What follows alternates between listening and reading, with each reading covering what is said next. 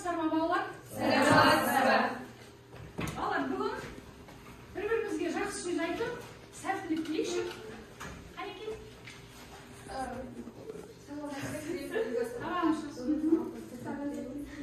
Өте жақсы, иә? Жақсы, отырағымыз балалар. Балалар, сабақта бүгін құттықтау кестесін таратамын. Жалпы жалған дүние романын өткен сағаттан бері өтіп жатырмыз ғой. Бұрыннан білетініміз сендер үшін жаңа ақпарат болған мәліметтер, менің ойлағаныма қайшы кераға және келісе алмаймын білгім келеді деген тақырыптар төңірегінде өз ойыңызды, пікіріңізді жазып отырасыздар. Балалар, өткен сабағымызда біз үйге тапсырмаға романдағы кейіпкерлерге хат жазу немесе авторға хат жазу тапсырмасы берілген болады, иә? Қане? Алина? Мен тұрған романдағы Маусымжан деген кейіпкерге хат жаздым.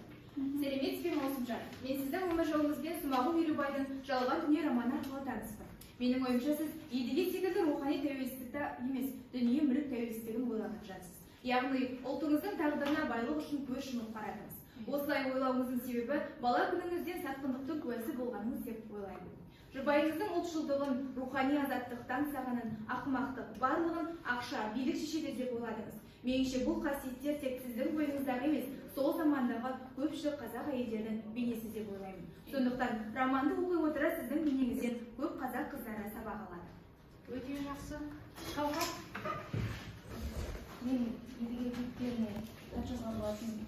Сәлеметсіз бе, Едіге аға? Мен сіздің өмір жолыңызға қанық қылған оқушылардың бірімін. Мен сіздің қандай ұлтжанда тұлға екеніңізді романда бір танысқан болатынмын. Сіздің бойыңыздағы кейбір қасиет қазіргі жас ұрпақ пен келешек болар ұрпақтың бойында міндетті түрде болу керек деп ойлаймын. Басыңыздан өткен қиындықтар, нақтылай кеткенде түрлі соқпақтықтан құралған тағдырыңыздан баз кешпей, берілмей ержүректілік танытып, ұлтыңыз үшін жасаған еңбегіңізді ұлтыңыз ешқашан ұмытпағаныз.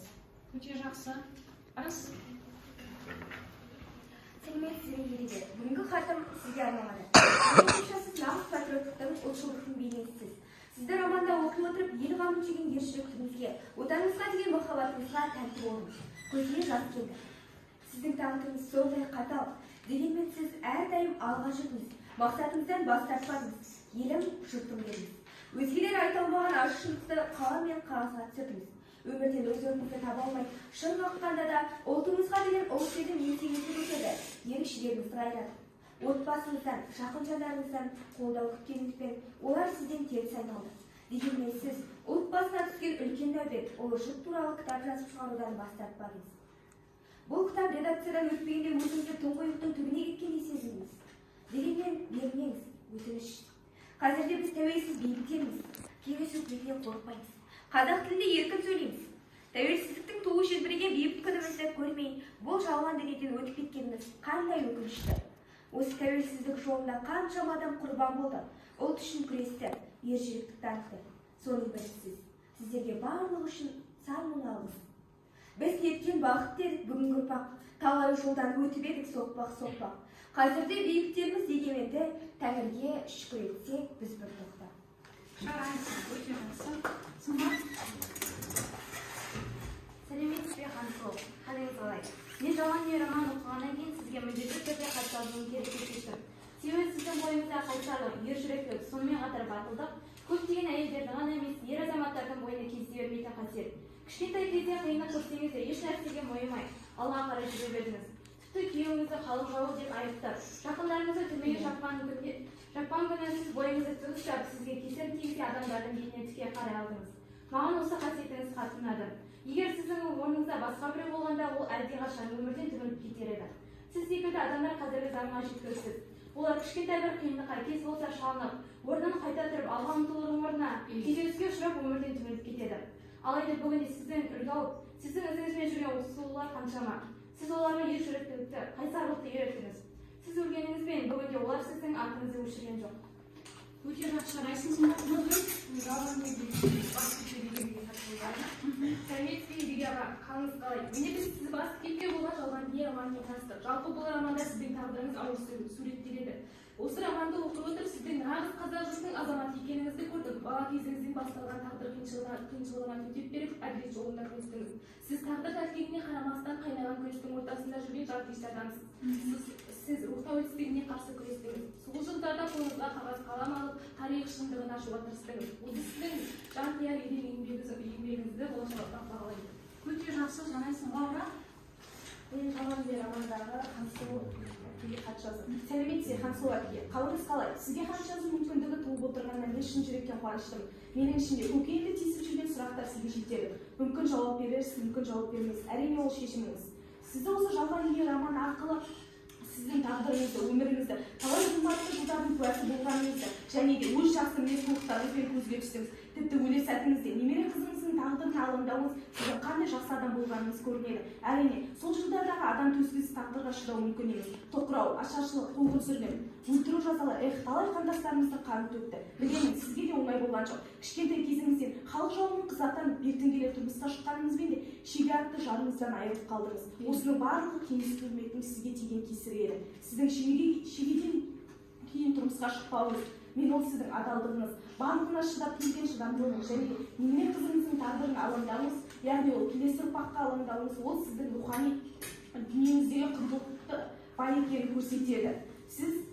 Сіз нәзіктігіңізді жасырып, өжеттілігіңізді танытқаныңызға тәтті болдым. Сіздің бойыңыздағы қасиеттер әрбір қазақ қыздарында болуы тиіс. Мен сізден қыз ретінде үлгі аламын. Өте жақсы жарайсың, Дариға. Мен осы романдағы Хансұлу әпкеге хат жазуды шештім. Сәлеметсіз бе, Хансұлу әпке? Біз қазір сіз басты кейіпкерлердің бірі болған жалған дүние романында білім нәрімізді сусындаудамыз. Осы роман арқылы сіздің бастан кешкен қиыншылық, тауқыметтеріңізді оқып білудеміз. Сіздің қандай көркем мінезділігіңіз, имандылығыңыз мені тәнті етті. Сонау бір зұлматты заманда дінге тыйым салынса да иманыңыздан айырылмадыңыз. Осы бір тыйымның өзінен кейін де діннен бас тартып кеткен қаншама мұсылман болса да, сіздің имандылығыңыз жеңіп, үлгі аларлық жолда қалдыңыз. Соншама нәубетті жолдарда сіздің жұбайыңыз шегенің өлімі, жесірлік тауқыметін тартуыңыз, қызыңыз үміттің де бағы жанбауы, күйеу балаңыздың өлімі, өз балаңыздың ажырасып ашу суға салынуы, осының барлығы сізді қанша күйеуге сіз сүрінбедіңіз. Осы кезде сіздің орныңызда басқа адам болса қалай болар еді деген ой мені мазалайды. Соншама қиындықтан кейін де сіз өз ұрпағыңыздың өміріне алаңдап, өзіңіздің еліңізге, жеріңізге деген жанашырлығыңызды көрсетіп кеттіңіз. Сіздің осы романдағы бейнеңізге шексіз риза болдым.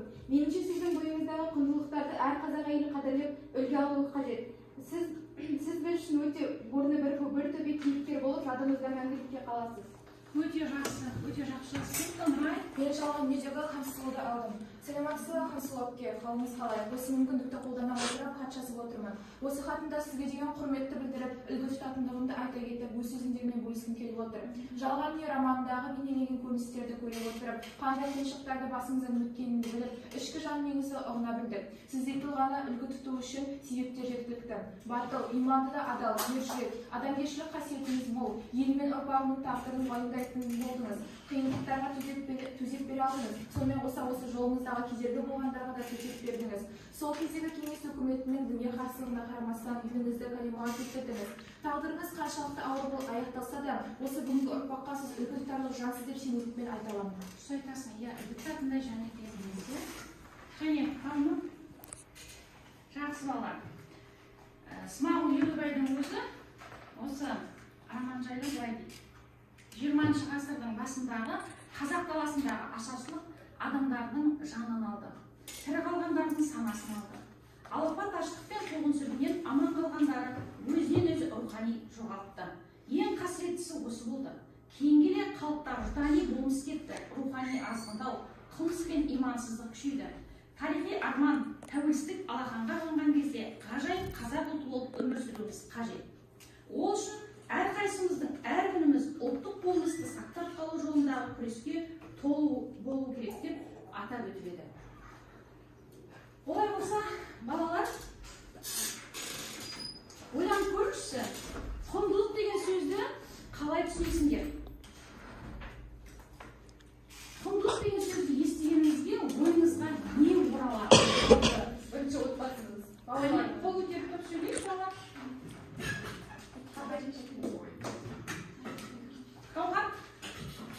Жалпы адам баласына құндылық деген сөз естілгенде ең алдымен өзіне баға жетпес байлығы есіне түсетіні анық.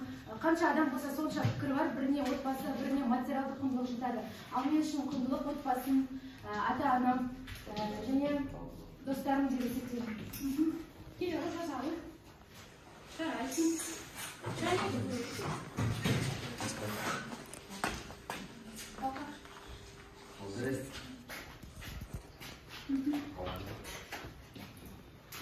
Келе ғой айтамыз.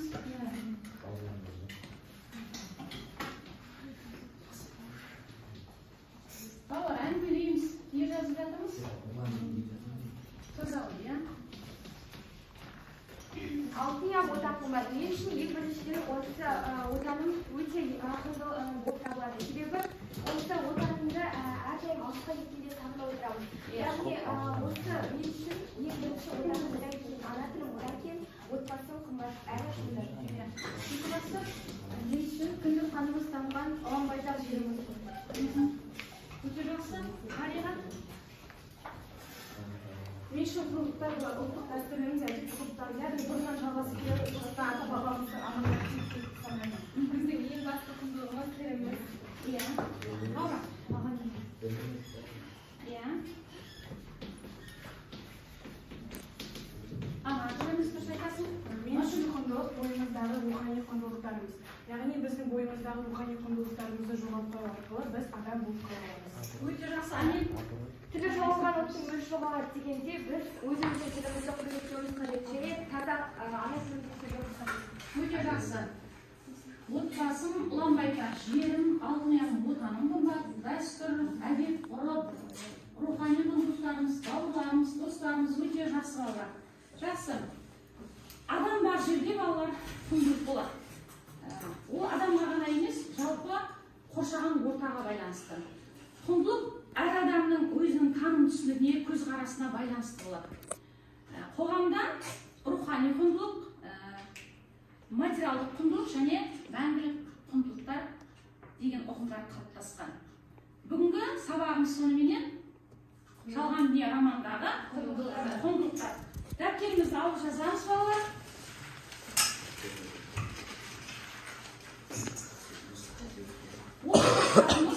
Шығарманы ғаламдық тақырыптармен салыстырып, тарихи және көркемдік құндылығын бағалау.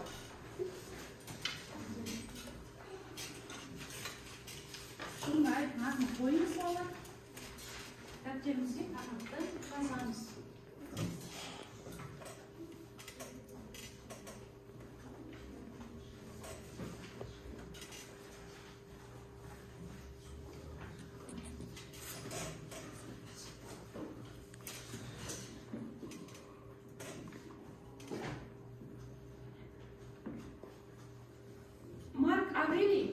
Әр адамның бағасы оның ой ниетінің құндылығымен анықталады деген екен. Арсыз адам бәрінің бағасын білсе де, нағыз құндылық туралы түсінігі болмайтын адамды айтады екен, Оскар Уайльдтың пікірі бойынша. Ал Сергей Капица барлығын ақшамен байланыстырудың қажеті жоқ. Одан да асқан құндылықтар бар екен, ұмытпайсыз деген екен. Олай болса балалар, бүгін романдағы кейіпкерлердің өміріндегі құндылықтар топтарға, бірінші топқа едіге бейнесі, екінші топқа маусымхан бейнесі, үшінші топқа аждақай бейнесін беремін.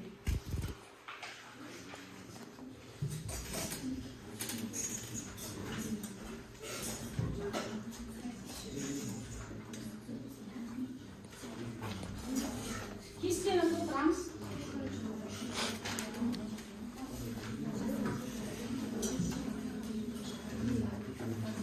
Кестені толтырып, қорғаймыз балалар.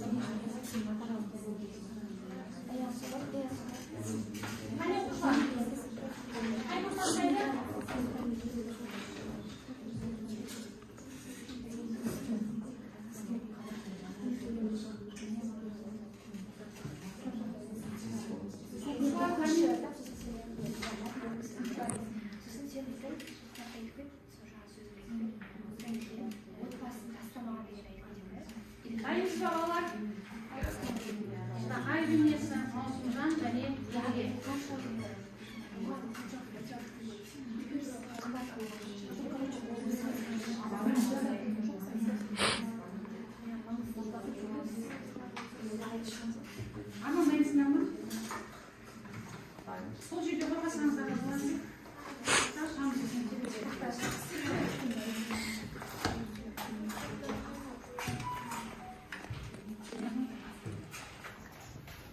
Маусымжан әлем әдебиетіндегі қазақ әйелдерінің бейнесі болып табылады. Жалған дүние романында Маусымжан екенін әйел ретінде көрініс табады. Жалпы Маусымжан үшін материалдық құндылықтар өте қымбат болып табылады. Яғни бұл романда былай көрініс табады. Маусымжан үйге шетелдік жиһаз, құштар ыдыс-аяқ кілем алам деген анда армандап жүреді. Және ол кішкентай кезінен тек бақ береке үшін келген жан деп есептейді. Яғни бұдан оның ол үшін материалдық құндылықтардың өте маңызды екендігін көруге болады.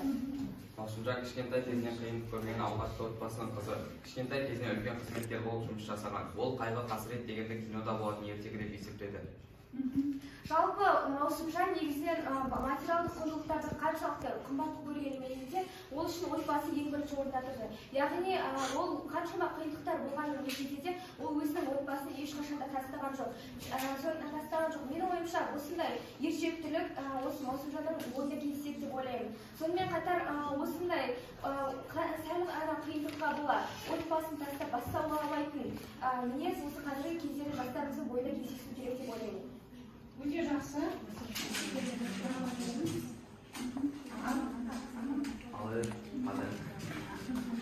Ал және қайсы топ сіздей балалар? Алға қайсыдан алып келемін.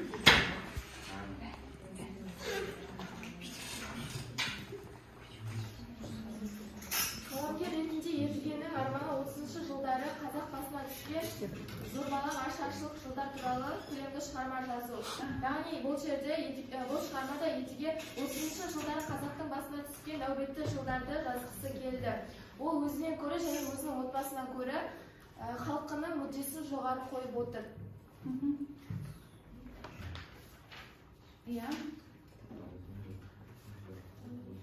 Жастау кезінде өзі дәулетті үйде өскен Маусымжанға Едігенің байлық, мансапқорлық, тоғышарлық дегеннің бәрі итшінге апарып тастайтын философиясы бұған қызық ерекше көрінеді. Бұл жерде оның айтқысы келгені бұл материалдық құндылықтан көрі рухани құндылықты бірінші орынға қойып отыр. Яғни оны материалдық құндылыққа қарағанда рухани құндылықты жоғары санады. Егер қазақ мектебіне қазақ жазушысы өз баласын бермесе, онда бұл қазақтың шаруасы біткен жері шығады деді Едіге. Яғни ол өз тілін құрметтеді. Яғни кім қай тілді меңгерсе, сол тілге қызмет етеді. Қазақ қазаққа қызмет ету керек. Өте жақсы, жарайсың. Айдана. Келе ғой. Жұтақайдың романдары бейнесін көріп отырсақ, оның бойында құндылық жоқ деп санаймын. Ол сол жылдардағы билік бойындағы адамдардың бейнесін асыра пайдаланып, қара басының қамын ойлаған, өзіне қарсы келген адамды жолдан алып тастату барлық жол жасаған. Хансұлудың өле-өлгенше кешірмеймін деп өтуінен Жұтақайдың қаншалықты залым адам болғанын көреміз. Сол қызметін жөнді атқармаған үшін емес, Жұтақайдың өлімші болып таяқ жегенде, бұл жарық дүниеде сондай сұрқия жаманның табанында иленіп, ұзағында қақталған жанның бірі Хансұлу еді. Бұл үзінділерден Хансұлудың Жұтақайдың Хансұлуға жасаған нәрселерінен кейін Хансұлудың кешірмегенін көре аламыз. Және оны романдағы үзіндіден дәлелдеп бере аламын. Жұтақай төмен қарап тұқшиып, шоқшасы қалықтамдап тұрып қалды. Содан кейін Хансұлу деді жүзін көтермеген күйі. Сенің алдыңда кінәм қаптың тауындай. Енді қайтып бұл фәнеге көрсе аламыз ба жоқ па кешіре алсаң кеш деді. Хансұлу не айтарын білмей шегеріп қалды. Жұтақай деді сазарып қаздайып қалған қалпы, мен кештім не, кешпедім не. Олар сұғылған соң жауабыңды енді Алланың алдында берерсің. Бәріміздің де барар жеріміз сол ғой. Жұтақай жалпы Хансұлуды өз мүддесіне пайдаланып, оны өлімші етіп сабайды. Оны осы романнан көре аламыз. Жалпы Жұтақайдың жасаған қасиеттерінен кейін Хансұлу оны кешірмеуінің де жөні бар деп санаймын. Сондықтан да бұл Жұтақайдың бойында құндылық жоқ деп көре аламыз. Қара басының қамынан басқа нәрсені ойламайтын адам сүрде адам екенін білмейді. Өте жақсы, жарайсың. Үшінші топ жақсы балалар. Келесі тапсырмамыз балалар. Ең диаграммасы арқылы бірінші топқа Маусымжан мен Хансұлу, екінші топқа Едіге мен Жұтақай, үшінші топқа Түбелқа мен Шеге. Келіп қағаздарыңызды ала беріңіз.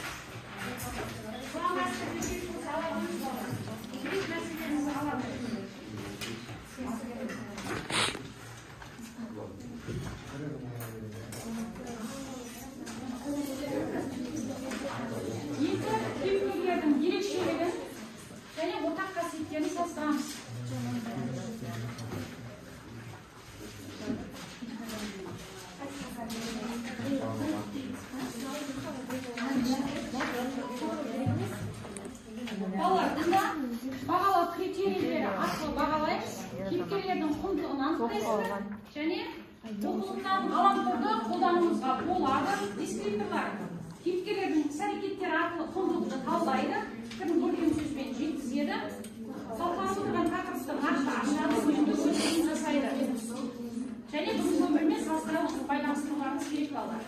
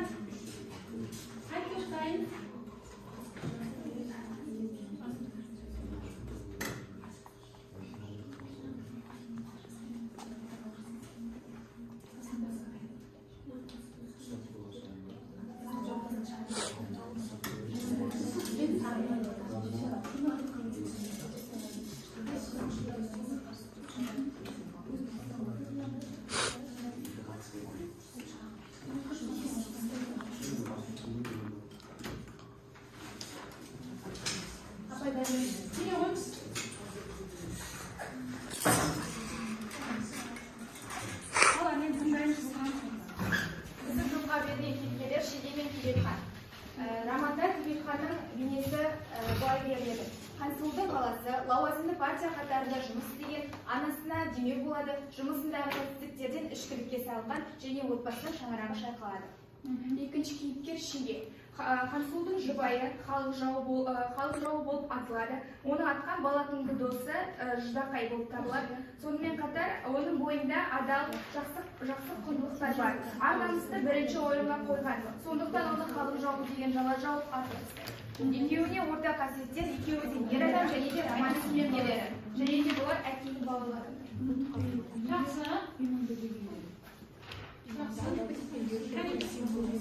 Келе оған қайтып ұттаймыз. Екінші бі? Бірінші ұттаймыз ба?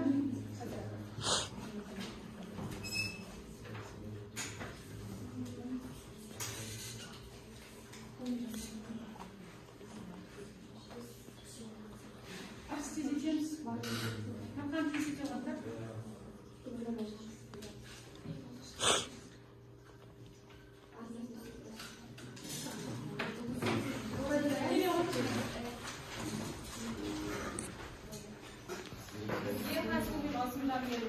Жалпы романда маусым Маусымжан былай бейнеленеді. Маусымжан өз кішкентай кезінен қиыншылық көрмеген, өзін бақ-береке, бұл өмірге бақ-береке келгенін деп есептейді. Және ол тоқшылықта ешқандай әкесінің арқасында тоқшылықта өмір сүреді. Және Маусымжан отбасының, балдарының болашағына алаңдады. Хансұлу иманды, инабатты және де өз балаларының болашағын қатты ойлады және де тек өзінің емес жалпы барлық қазақ ұрпақтарына қамын ойлаған болатын. Олар балаларына жарқын болашақты беру үшін қолынан келгеннің барлығын жасады. Жалпы ұқсастықтары екеуі де әйел адам, бір заманда өмір сүрген және екеуі де балдарының болашағы үшін алаңдады. Яғни Маусымжан балдарын мектепке берер кезде қызын орыс мектепке бергісі келді және ол кезде заман талабы сондай болды. Дұрыс айтасың, иә. Өте жақсы, жарайсыңдар. Келе ойнайсың.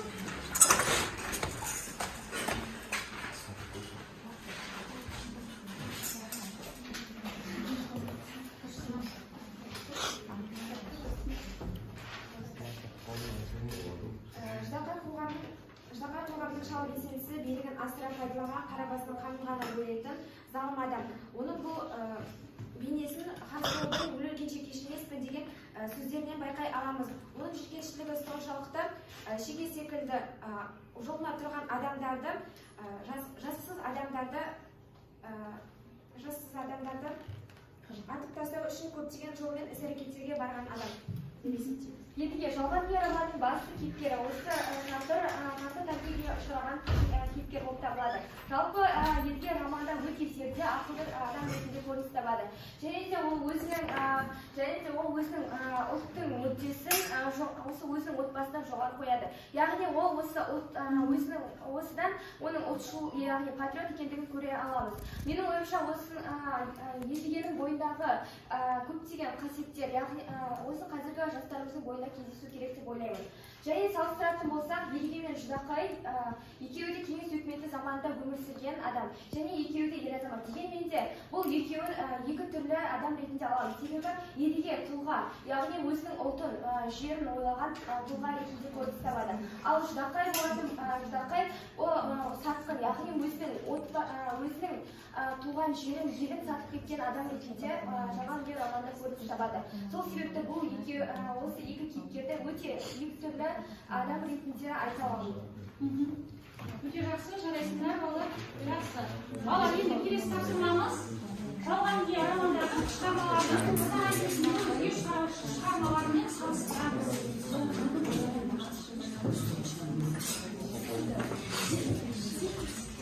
Аз көп жерден қолдануға болады, балалар. Смартфондарыңызды алып пайдалануға болады. Оқулықта пайдаланыңыз.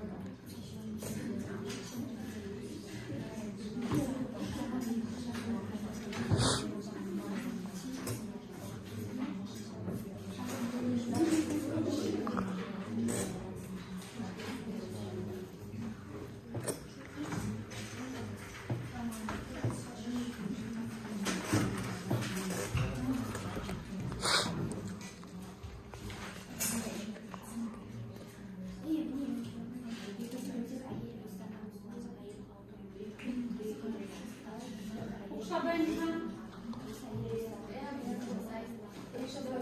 Бірінші топ келе қойыңыз қане. Балалар бірінші топ дайын екен, қане тыңдаймыз. Біз осы салыстыруда интернет желілерде сүйенген болатынбыз. Яғни жалған дүние романдан, біз осы жалған дүние романымен Қабдеш Жұматұловтың Құлғылды роман алған болатынбыз. Осы жалған дүние романда бас кейіпкер Едіге, ал Қабдеш Жұматұловтың романның бас кейіпкері Айшарық болады. Яғни ол екеуі негізі қазақ халқының мүддесі үшін күрескен болады. Яғни олардың ойларынша қазаққа қызмет ететін, қазаққа пайдалы нәрсенің бәрі жақтан ол қолдау керек деп ойлады. Ал қазаққа зиянды, қазаққа кесір келтіретін нәрсеге ол кімнің ісі болса да жол бермеуге болмайды деп айтты. Осы екі романда да қазақ қоғамының көлеңкелі келбеті, асау өмірдің ойлық қалтарысы, қойыне, атақ мансапта адамдықтан жоғары қойған жанның түрлі қиялыққа барады. Зұлымдыққа ұшыратын мазлумның зар-мұңы күйінше, әлсіздігінің күштіден көрген қорлығы, мысалы Ждақай, тәрбиесіздігі асқан шеберлікпен әрі әсерлі бейнеленген. Сол жылдарда білім, өнер, иман сынды шуақты құндылықтар адамдарды жырақты болатын, қоғам басына келетін кесапаттың жойқын болатыны осы екі кітаптарда айтылған болатын. Жақсы. Қабдеш Жұматұловтың Құлғылды романы арқылы түсіндік. Жақсы. Енді үшінші топтар. Ақмол оқиға не? Біз қазіргі интернет желілерінен іздеп, содан түсінгенімді айта болсам, жалпы жалған дүние романымен мазмұндас осы Шерхан Мұртазаның Бесеудің хаты шығармасын салыстыратын боламын. Жалпы жалған дүние романында 20 ғасырдағы қазақ халқының басынан өткен аумалы-төкпелі заманның қиындығын, сонымен қатар нәубет жылдарын, ашаршылық, сонымен қатар одан бері келе осы 1986 сол тәуелсіздік аладан бұрынғы жылдар тоқырау жылдарын суреттеледі. Ал Бесеудің хаты, Шерхан Мұртазаның Бесеудің хаты шығармасында Ғабит Мүсірепов бастаған 5 топ қазақ зиялылары Голощекинге 1932 жылы 4 шілдеде арналған хат. Бұл жерде осы ашаршылықтың боларын, яғни мал шаруашылығының күйреп жатқанын, сонымен қатар осы ашаршылықтың белең алып жатқандығын айтып, дабыл қаққан хаттардың бірі болады. Және одан шығудың жолдарын көрсеткен. Екеуінің ұқсастығы жалған дүниеде де Бесеудің хаты шығармасында да ашаршылықтың ақиқатын суреттейді. Арман, числоны. Жарайсың. Число.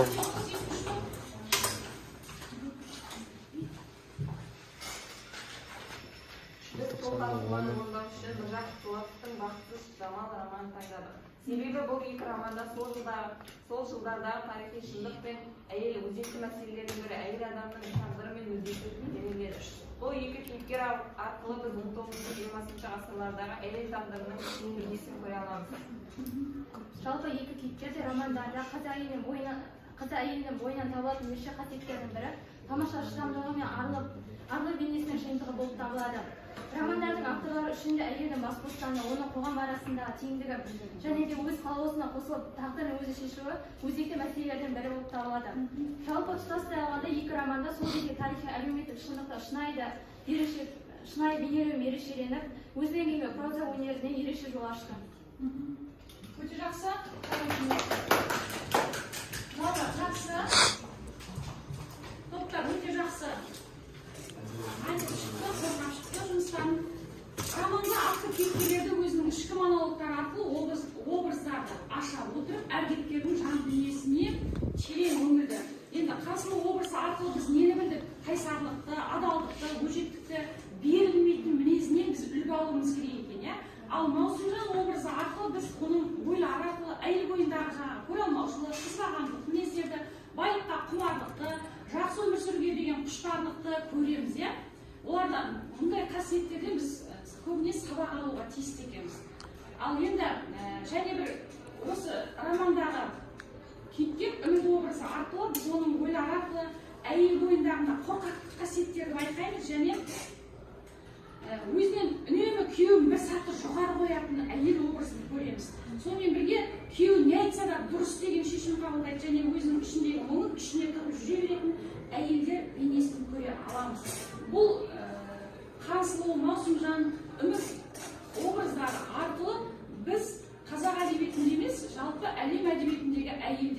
психологиясына тән қасиеттерді көреміз. Ал енді едіге образы бұл айтқан бетінен қайтпайтын, отбасынан гөрі ұлттың мүддесін жоғары қоятын ер адамдардың бейнесін ашады. Енді аждақай образы бұл қара басының қамынан басқаны ойламайтын, ұлт мүддесінен гөрі өзінің жеке мүддесін жоғары қоятын, кез келген сәтте өзінің досын сатып кететін, және үнемі ақ дегені алғыс, қара дегені қарғыс болуды ойлайтын ер адамдардың психологиясына тән образды көре аламыз. Бұл да әлем әдебиетіндегі ер адамдардың психологиясына тән образдар болып есептеледі. Балалар, енді бұл шығармада жалпы жалған дүние романында өзіміздің ұлттық танымды, ұлттық кодымызды және ұлттық құндылықтарымызды бірінші орынға қойған шығарма. Енді әрбір кейіпкердің жеке образ арқылы, талас тартыс арқылы тұтастай ұлттың проблемасын көтерген бұл туындыны ғаламдық деңгейдегі туынды деп ауыз толтыра айта аламыз. Біз осы романды оқу арқылы өткен тарихымызды білдік. Енді жалған дүние романы туралы Олег Осетинский атты жазушы оны Тихий-Донмен салыстыра отырып, нағыз ұлттық шедевр деп баға берген екен. Жақсы, балалар, бүгінгі сабағымыз аяқталды. Үйге тапсырмамыз. Жалған дүние романына арқа болған адам өмірінің мәні мен мақсаты, адам баласына қажетті рухани құндылықтар туралы өз ой пікірлеріңізді жазып келу тапсырмасы беріледі.